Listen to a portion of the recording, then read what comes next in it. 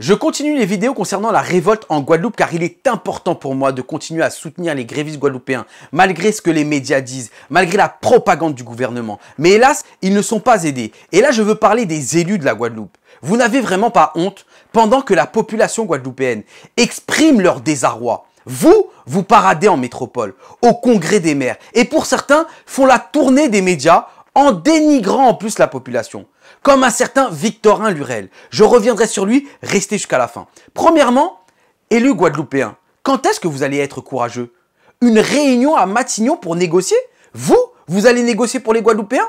Alors que vous n'avez même pas levé le moindre orteil depuis le temps qu'ils sont en grève? C'est une blague. Mais le plus gros mépris vient du ministre des Outre-mer, qui n'a même pas la décence de se déplacer et donne les ordres depuis Paris. Monsieur le Cornu, ce n'est pas un jeu vidéo où vous avez les manettes. Il y a aussi le grand sauveur de la Guadeloupe qui gère les problèmes en envoyant des WhatsApp au président de la République. Et moi, je suis le premier Guadeloupéen patron de tous les députés ultramarins, en tout cas de la présidence de la délégation Outre-mer à l'Assemblée nationale. Sur tous les dossiers qui concernent la Guadeloupe au niveau député, nous n'y avons bilan positif. Nous pouvons prendre chlordécone. Sur les sargasses. On a évoqué l'eau, on dit l'eau, tout ça. Faut venir ici dans pour dire qu'on a dit 48 heures, on a ramassé sargasses. Et nous pouvons prendre tous les dossiers, tous les dossiers.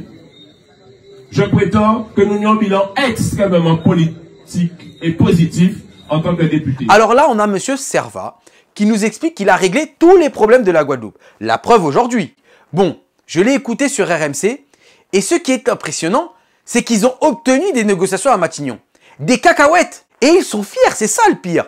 Maintenant, monsieur Lurel a dit en parlant des jeunes sur France Info, je cite, « S'ils veulent trouver un emploi, ils le peuvent. » Tout ça, ce sont des prétextes. Ce sont parfois des casseurs alimentés par un certain nombre de personnes. L'État n'est pas respecté, les élus ne sont pas respectés. Et ce sont simplement deux responsables syndicaux qui donnent le là pour tout contester. Comment peut-on être aussi méprisant? Lui, du haut de ses indemnités de sénateur, d'anciens ministres, etc., vient donner des leçons. Regardez juste les chiffres qui montrent les problèmes de la Guadeloupe, que lui-même n'a pas résolus.